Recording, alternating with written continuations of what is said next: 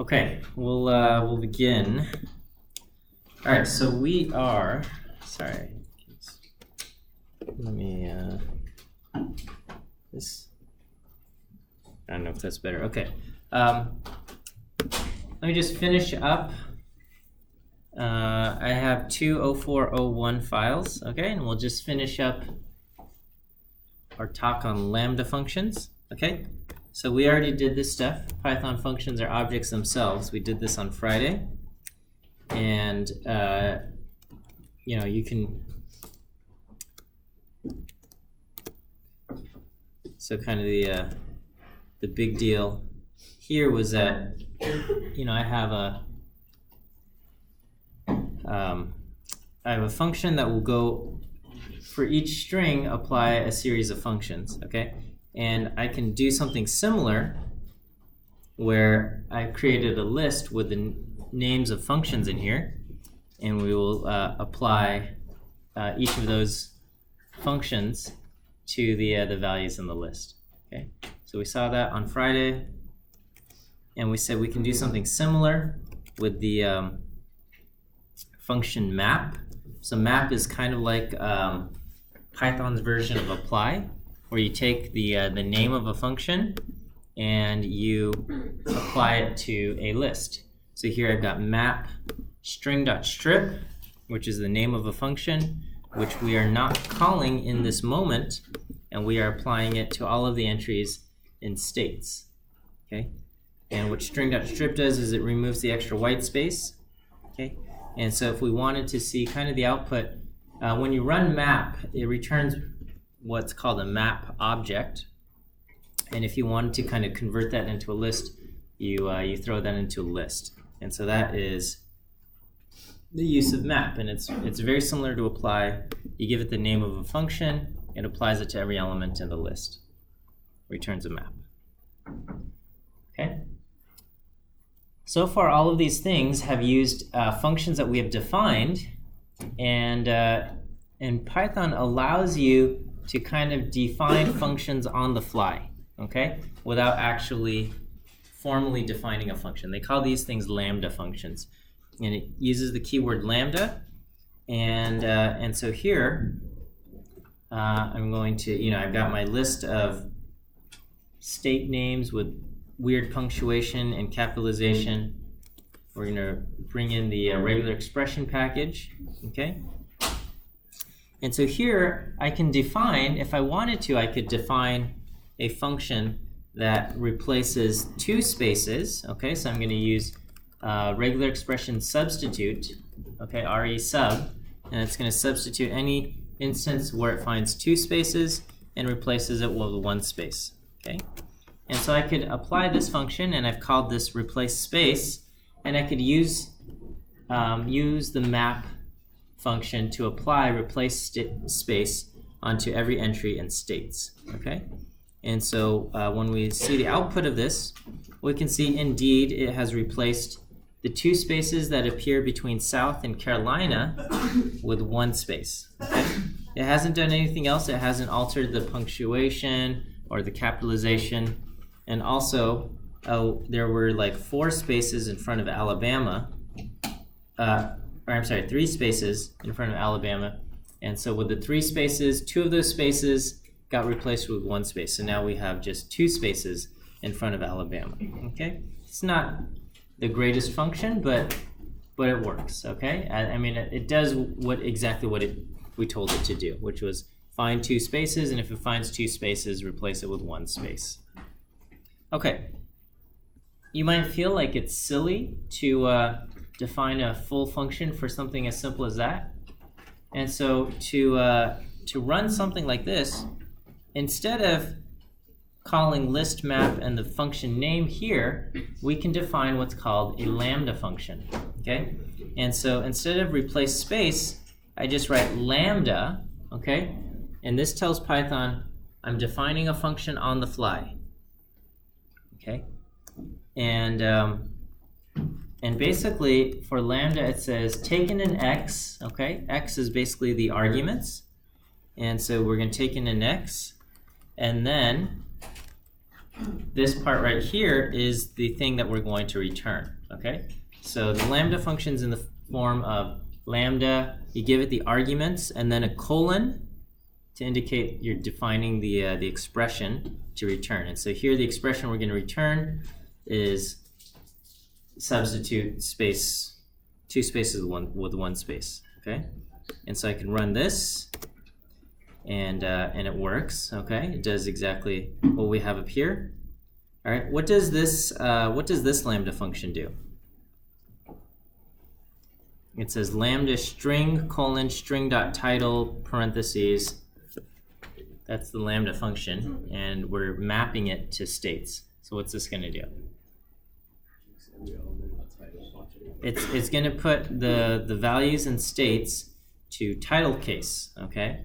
So states has been unaltered, so we're still going to see two spaces in South Carolina, but it's going to change everything to title case. So we're going to see kind of Georgia fixed here, Florida will be fixed, South Carolina will be capitalized in title case, okay? And so that's what we have there.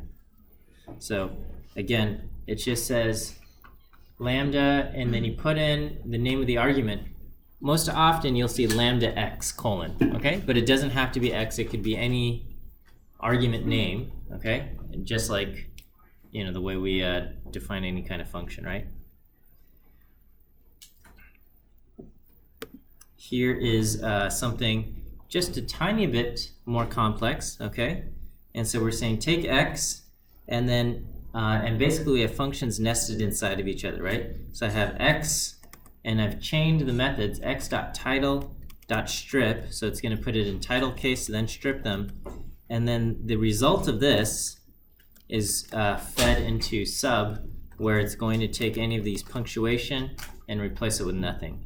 Okay, and we're going to map this lambda function to states. Okay, so the lambda functions can, you know, almost be as complex as you want it to be, but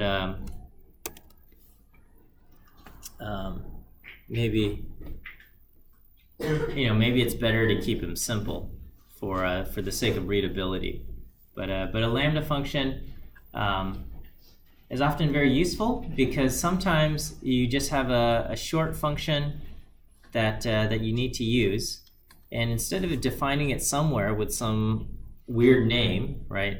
Like sometimes you have a hard time thinking of names, so you just call it like function one, which is like the worst name to give a function, but you just do that as a temporary thing, and then later on you're calling you know, map function one to this thing, and then when you're reading your code, you're trying to try to remember, well, what was function one doing? Okay, well, first of all, this is, you know, you shouldn't name your functions like function one, okay?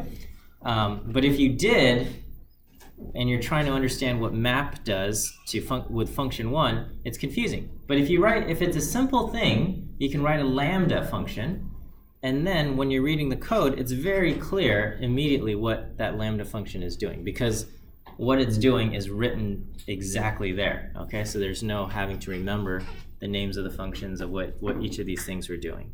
Okay, you can make more complex lambda functions, giving it multiple arguments.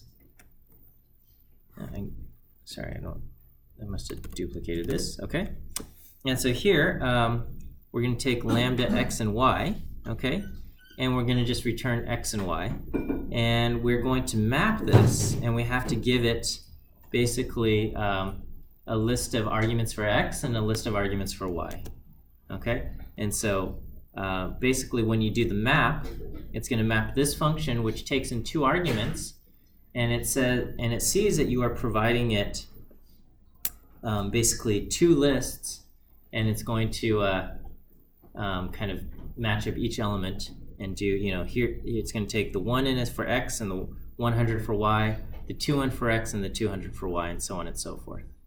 Okay, and so so you can use map and apply it to use it to apply any arbitrary function. Okay. And that function could be a lambda function.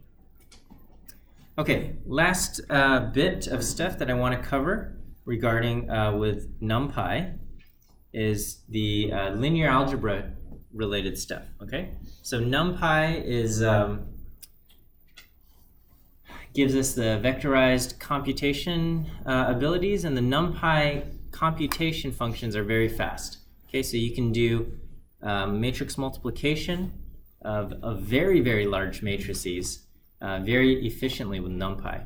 Okay, and in fact, you could take advantage of kind of a GPU's ability to do a ton of multiplication. And so if you buy like a NVIDIA graphics card, you know, like a, I don't know, a 1080 or something, it's got a lot of computational power so that you could play games or whatever. But you can also harness that to do giant matrix multiplication, right? And this is why the graphics cards are popular for like Bitcoin mining and stuff, because they're doing all these multiplications very quickly. And so anyway, NumPy can take advantage of that with, you know, you'll have to look up some of the packages, but basically NVIDIA has invested a lot in terms of being able to handle these kind of computations here, okay? So anyway, I'm gonna do import NumPy as NP, standard procedures here.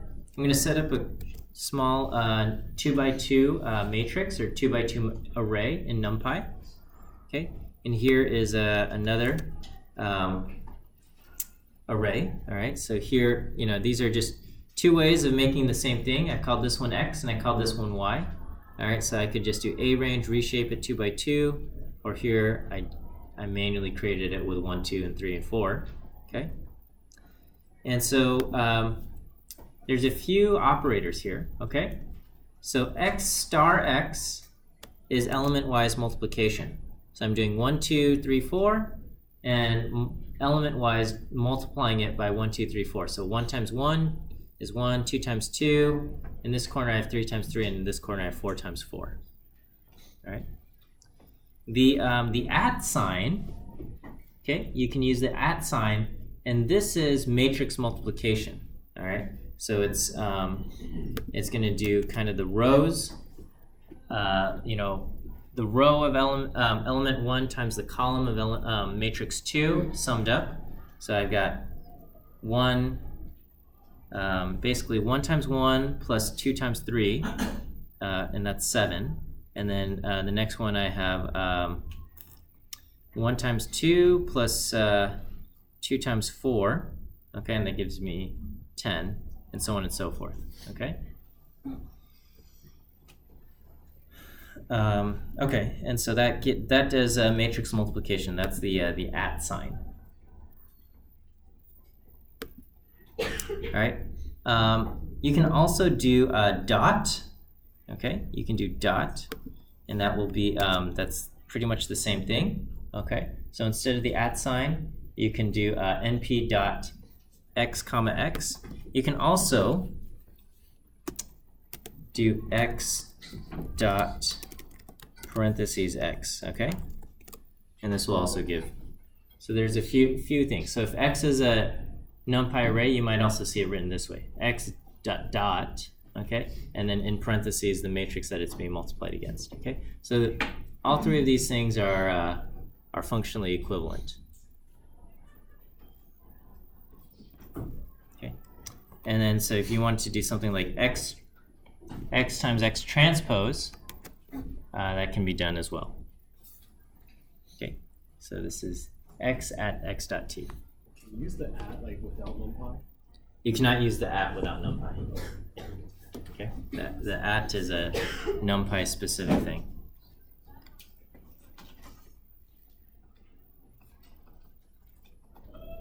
All right, is this okay? Any questions on this stuff? All right, and so, you know, just a silly, I don't even know if this is worth running through, but sure, we'll do it, okay? So here I've got, we can do simple linear algebra, right? So in linear algebra, you should have this memorized by now, right? If you wanted your beta coefficients for linear algebra, for linear regression, it's x transpose x inverse x transpose y, okay? And so here I've got x, I've got y, so my x looks like this, okay? Because I want a constant, a b0 and a b1, all right? And then here's my y, and we can create a quick plot, okay? I got to import matplotlib, and I know I haven't covered that. Okay, so here are the 4 dots, and we're going to fit a linear regression line to this, okay? And so if we wanted to do this using linear algebra, okay, we can do the inverse function. You have to use numpy.linearalgebra.inverse, okay? So I got x transpose x using matrix multiplication. I'm going to invert that, and then I'm going to multiply by x transpose, and then multiply by y, okay? And so that gives me 1 and 1.6. And if I were to do this in R, we would get the same thing, right? As if I did a linear model between x and y.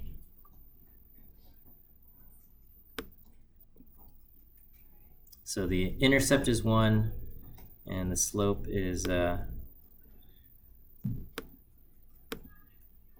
right, so let's do, so x is 1,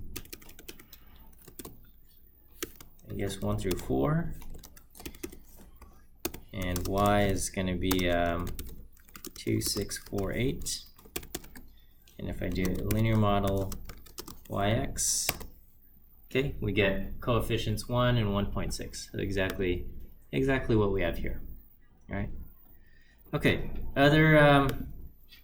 Other linear algebra stuff. Okay, so here's x transpose x. That's not anything surprising. Okay. The inverse is np.linearalgebra.inverse. You can multiply x transpose x by its inverse of x transpose x, and indeed we get the identity function, right? Not identity function, identity matrix, okay? You can do Cholesky decomposition, okay? So any of these matrix decompositions that maybe you remember from 33A, is it? Okay, so you got the Cholesky, which will produce a lower triangular matrix, okay? When we multiply by its transpose, produces the original matrix, okay? So the original matrix was x transpose x, which is 4, 10, 10, 30. And if I do a Cholesky, I get 2, 5, 0, 2.23. And then if I multiply this matrix A times A transpose, indeed I get back the original matrix 4, 10, 10, 30. Right? You can do a QR decomposition, okay? And so QR decomposition will output a tuple, and we're going to unpack the tuple into a Q and an R, okay? And here, Q is going to be an orthogonal matrix, and R is a upper triangular matrix, okay? And so QR decomposition, again, decomposes a matrix into an orthogonal matrix and an upper triangular matrix, so that when you do Q times R, it gives you back the original matrix of 4, 10, 10, 30, okay? And to show that Q is indeed orthogonal, you can do Q times Q transpose, and that's going to give you back the identity matrix, right? Okay, it's a little bit off, okay, but pretty much it's 1, 1 down the diagonal and pretty much 0 in the off diagonals. So that's your QR decomposition, right? So I don't know. These are just and like everything else, you can always type in NumPy linear algebra, all right, to just kind of see all of the linear algebra functions that are available in NumPy, all right? So you've got a ton of these things. So you've got the dot product, and then it lists off the decompositions, Cholesky, QR, SVD, for singular value decomposition. You want eigenvalues, you can do that. So you got eigen, eigenvals, and what's this? Eigenval SH. The other kind of eigenvalues, I guess. Okay, and then you can get norms and all of this stuff, right? So everything you wanted to do with linear algebra pretty much is implemented in NumPy, and you can just read the documentation for all of those things. Okay, I guess I did do eigenvalues. So if you do eig, it will unpack to values and vectors, And so here are the eigenvalues, here are the eigenvectors. And indeed, we can see that if I take x transpose x times, you know, one of these vectors here, okay, we can see that, you know, the vector times a scalar is equivalent to the matrix times the vector, right? Which is kind of the definition of an eigenvalue, eigenvector. Okay. So we'll go, so that wraps that up for functions, lambda functions, linear algebra stuff in NumPy. Okay. So lots of stuff in NumPy. Again, I can't stress enough that if you want to do something, you're going to have to read documentation. Okay, that's going to be an important thing. There's no way I can cover everything in, you know, 1 hour lectures 3 times a week. Okay, I can kind of just introduce the basics of these things in these notebooks, and then the rest you're going to have to read up on documentation. And that's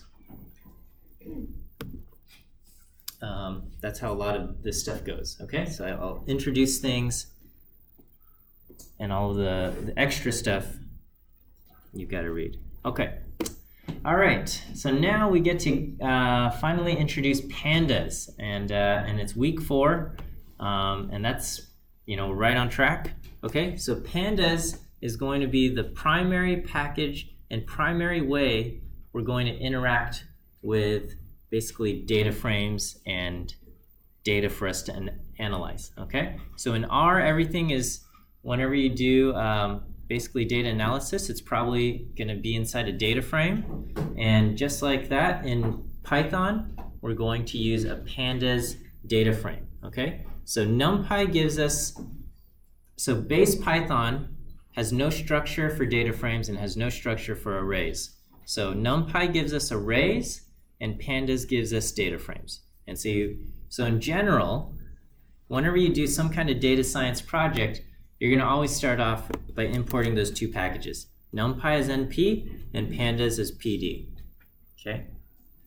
So you're going to import NumPy, import pandas, and this will allow us to create data frames. Okay? And the way pandas works is similar to R. How does a data frame in R work?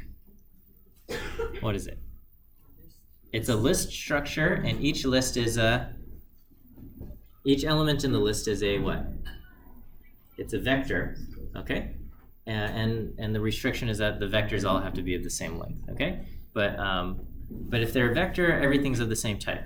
And so similarly, in pandas, you've got a data frame, and each column in the data frame is a NumPy ND array, okay? And that forces everything in the column to be of the same data type, but different columns can have different data types. Okay? All right, and so so the basic data structure is what we call the series, okay? And you can make a series very similar to making a NumPy array, except you call the function pd.series, okay? Pandas.series, you give it the data, and you specify an index. The index argument in the creation is optional, but it will, if you don't supply it, it will create an index, okay? So pandas are powered, I don't know about, maybe powered isn't the right word, but pandas make extensive use of an index, which is very different from data frames in R. But there's a lot of nice things that come out of explicitly using an index, okay? So anyway, I'm going to define a series using 0.25, 0.5, 0.75, and 1, and we're going to print this out. And if I ask for what is this type, the data type, it's going to say it's a pandas series, okay? So when you print out the data, this is what a series looks like, okay? And it says it's a series. Now, Jupyter, when you call the object name itself, okay, Jupyter does like fancy formatting of these things, okay? Okay, I'm sorry. A series, it will format like that, but with a data frame, it will do some fancy formatting here. Okay, so this is just the output of the series data. Okay, and so you can see the values, and here it's already given it an index, which basically starts at 0 and goes 1, 2, 3. Okay.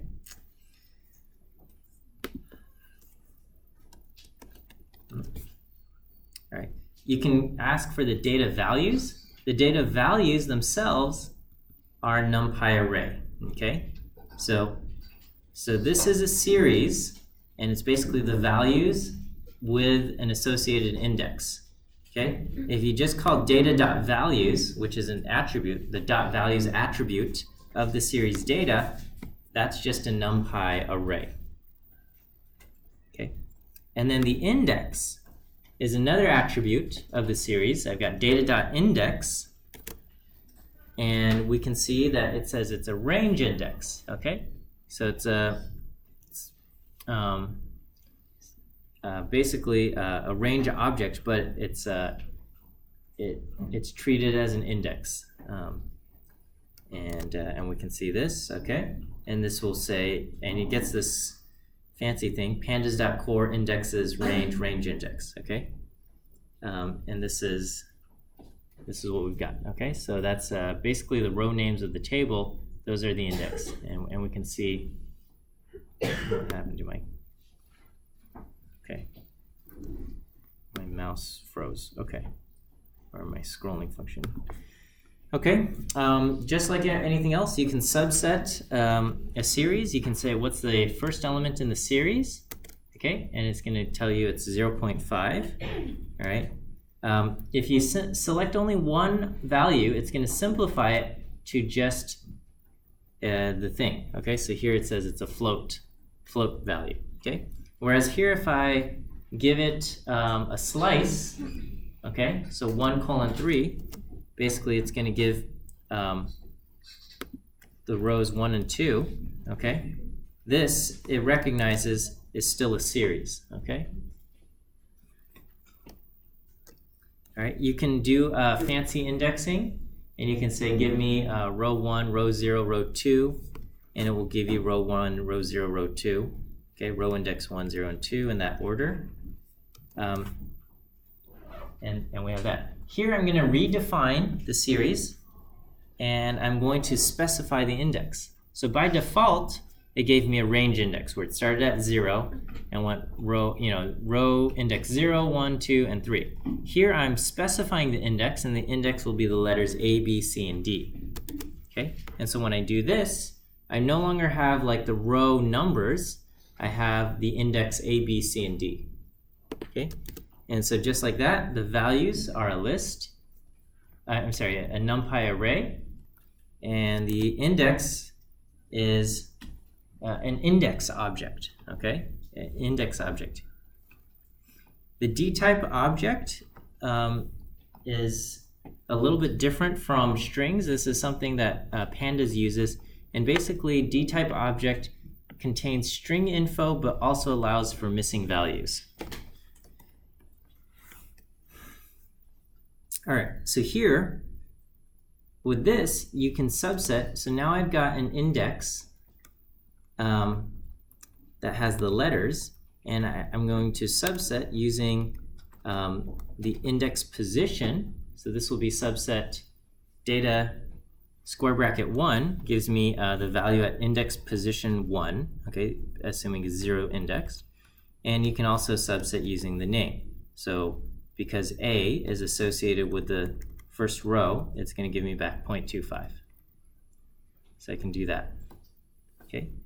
You can still slice, and you can also, now you can slice with index names. You can say, give me from index A through index C. This is typically not possible without pandas. Okay, so this is, so you can slice using the index number or the index names itself. All right. So here's another thing. You can create a series from a dictionary. Okay. So So here I've got a dictionary. I've got Archie 71, Betty 66. I think these are just characters from, I don't know, a show or comic, and we just made up some arbitrary heights here, okay? And so here I'm going to turn this into a series. So I take so this is a dictionary, and then I'm going to just feed the dictionary into pd.series, pandas.series, and this will create another series object, okay? And so what we see here is there's only one column of values, okay? The index are the names of the people, okay? The values themselves are just integers, okay? It's the dictionary is a dictionary, whereas the series is a pandas series. Here I'm creating another dictionary. This dictionary has the character names and the names of the actors from the show Riverdale, okay? And okay, and I want you to notice one thing, okay? So here I've got the series, and the order of these characters are Archie, Betty, Veronica, Jughead, Cheryl. So A, B, V, J, C. And here, the index order, okay, as I've specified it in the dictionary, is Archie, Jughead, Betty, Veronica, Cheryl. So I've changed the order. It goes A, J, B, V, C, okay? Whereas over here it was A, B, V, J, C, okay? So we've changed basically the positioning of the index, okay? These are two separate series. So what I'm going to do is I'm going to make a data frame out of series objects, okay? And so to do this, I'm going to make a data frame out of by using a dictionary of series, okay? So here I've created a dictionary, and I've said height colon is this series, and then the actor colon, this is going to be this series. So this is basically going to be the column name, and I'm giving it the series of the values, okay? And then I'm going to ask to print out this data frame. And so what you'll see is that because the series each have their index, has an index, pandas automatically matches up the values based on the index, okay? So in our SAMP series, the first entry is Archie, and the second entry is Betty. Archie is 71, Betty is 66, okay? In the actor series, the first entry is Archie, and the value there is KJ, and Betty is the third entry, and the actor name is Lily, okay?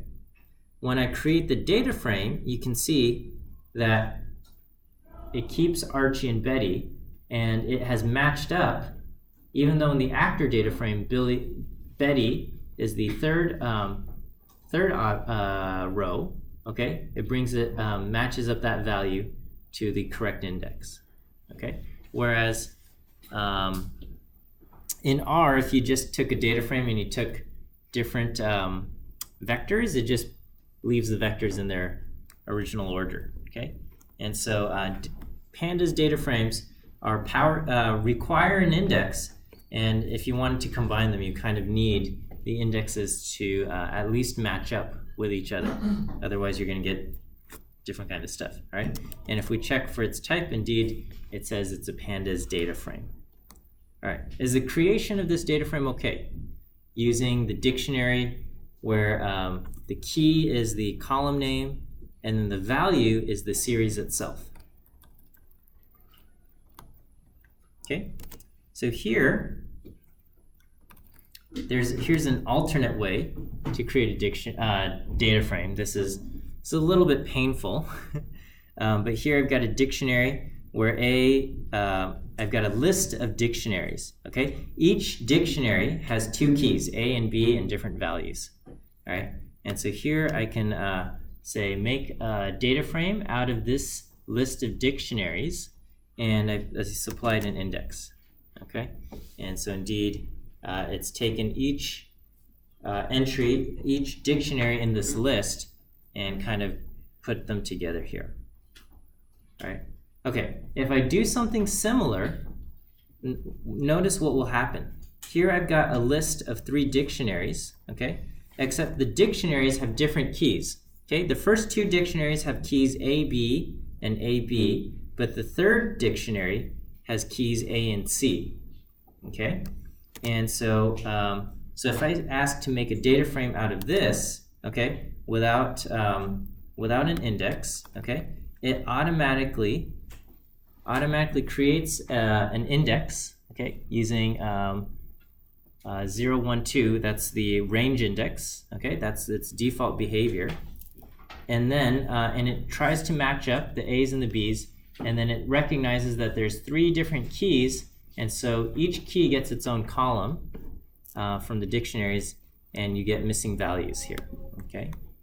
So you get a missing value here because basically it found a 0 for B and a 2 for B, but nothing here. And because it's a missing value, and missing numbers can only be represented with floats as nands, it upcast the integers into floats. Whereas because A appeared in all 3 dictionaries, the key A appears in all 3 dictionaries and they're all integers, it preserved A as integers. All right. So pandas will just try to do the best it can based on what you give it. Okay. All right. Here's another way we can do this. Okay. Here I've given a dictionary with the key A, and here's a list 1, 2, 3, and here's key B and a list X, Y, Z, and I can say make a data frame out of that. And again, I did not specify an index object. And so by default, if you don't give it an index object, it's going to give it a range index starting at 0. So 0, 1, 2, and then it gives us the columns A and B with values 1, 2, 3, and X, Y, Z. One more thing, here I've made a NumPy array, okay, with just some random digits in there, 5 by 2 NumPy array. And here you can take this NumPy array and turn it into a data frame. You give it the names of the columns and the names of the index, and it will do that, okay? So now I've got the column X, the column Y, and the row indexes are A, B, C, D, and E. So that can be done. All right. So here is our data frame, Riverdale.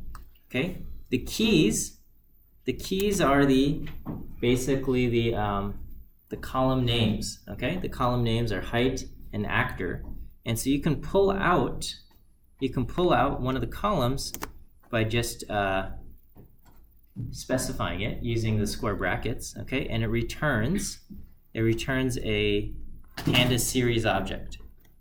Okay. Probably what you end up doing a lot is you'll do use dot notation. Okay, so you know, kind of like in R, you had the $sign.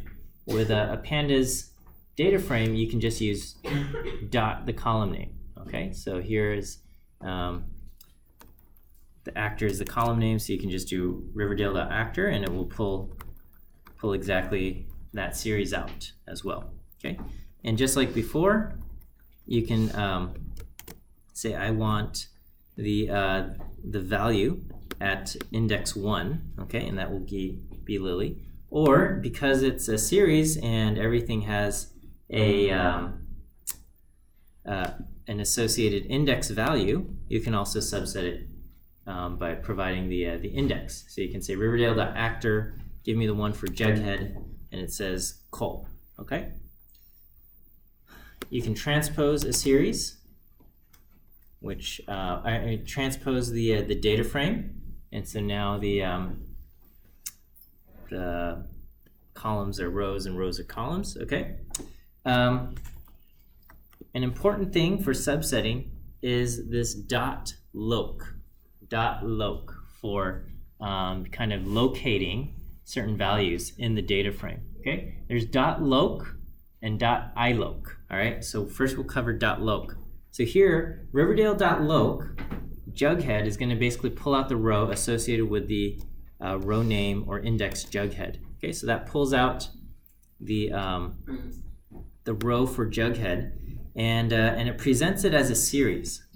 Okay, here I can pull out the values. Okay, this thing is a series, and and if you actually ask what type of it's going to say it's an ND array, and this might look weird because here I've got an integer and then I've got a name, right? I've got 72 and Cole, and those don't seem of the same type, but Pandas says it's an ND array. Okay, and we thought NumPy says everything has to be of the same data type. So what's going on? Okay, NumPy actually allows for what we call structured NumPy arrays. Okay, and a structured NumPy array will allow for different data types as long as you say in spot 1 it's always going to be an integer, and in spot 2 it's always going to be a string. And NumPy actually allows for kind of these mixed data types as long as you tell them it's in this structured form and it's always going to be in this thing. Okay, and so that's what we're actually getting back here. It's a structured NumPy array. Okay, the .loc using you can pick out one of the columns. Okay, so here I've got .loc and I say I want the column variable, and it pulls that out. And if we check here, again, it's a series object and it's still a NumPy array. Kind of like in R, you can give it coordinates. You can say I want this index and this column. So, you know, what is Archie's height? Archie, index Archie, and height column pulls out the value 71. iloc behaves in a similar way, except it's going to be pull out based on index location. So this is going to pull out index, basically row 3, index row 3. So that's going to be our 4th entry. So that's going to be the series for Jughead. Okay, and it pulls out the height of 72 and the actor name Cole. The name says Jughead there. Okay, and again you can plug in coordinates. So 0, 1. That's going to be index 0, that's Archie, and then column 1, I think, is actor, so this will say KJ, okay? So we have that. I think in your data camp homework you'll be playing around with loc and iloc as well, and you should, in your own time, kind of mess around with the things that you can do with loc and iloc, because those are going to be very useful and important functions for you to use with pandas and data frames. Okay. All right, and this is just really quick. You can do read CSV, all right, to kind of import data. And so this is from one of the data camp courses. This is like the Titanic data set. And so here I give it a URL. It can just also be a file name on your computer. And here I just say pandas.read_CSV. And I give it the URL, and it loads it up, okay? You have a head function, so now you do titanic.head, and it will print the first 5 rows in the data frame, okay? For me, this was just one of the things that I always keep messing up. I still do, is I always want to type in head parentheses Titanic, which is how you do it in R, okay? And you just have to get used to, now you write the name of the data frame, Titanic, dot, and then the name of the method, head, parentheses, okay? And so you'll probably make the mistake a lot, okay? Or I don't know, maybe that's just me, okay? So Titanic.head, okay? Shape will give us what? It'll give us the number of rows and the number of columns, okay? So there's 891 rows, 11 columns. Titanic.columns will give us the names of the columns. All right, so we've got passenger ID, survived, passenger class, etc., etc., etc. Okay. Titanic.index, so when I imported it, I just gave it this thing. So pandas automatically created a range index for us. So it's going to go, it's going to be range 0891, I believe. Okay. Okay. Range index, yeah, 0891. Okay. .info is a lot like structure in R, or it kind of describes each column, each variable, and what's inside. Okay. So here it says 891 entries, okay, 11 columns, passenger ID is int64, okay, sex is object here, okay. Object basically is Panda's way of saying it contains string data, but also allows for missing values, okay, because there's not, you're going to see nans for missing values here, okay, and so you can so like cabin, for example, is object type, which means it's basically string information, but there's only 204 non-null values. So let's see, and so you can see under the cabin column we have nan values in there, okay, to kind of and this is how pandas allows for missing values even though it's not data type float, okay. All right, and then describe is kind of like summary, and so for the numeric variables it's going to give you summary statistics. It's going to say things like the count is 891 and the mean is this and the standard deviation minimum, and you know your 5-number summary with the median and max and things like that, okay. But it's only going to do it for the numeric variables. So 1, 2, 3, 4, 5, 6, 7. There's 7 numeric variables, and indeed, if we look at the info, there's 3 ints, 3, 4 float, 5, 6, 7.